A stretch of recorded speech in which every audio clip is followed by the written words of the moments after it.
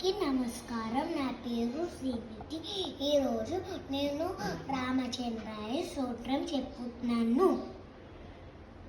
రామచంద్రాయ జన్ రాజమనోహర మామకాభీష్టదాయ మహిత మంగళం మహిత మంగళం చారు కుంకుమోపే చందినాని చర్చిత హార కటక శోభిత భూరి మంగళం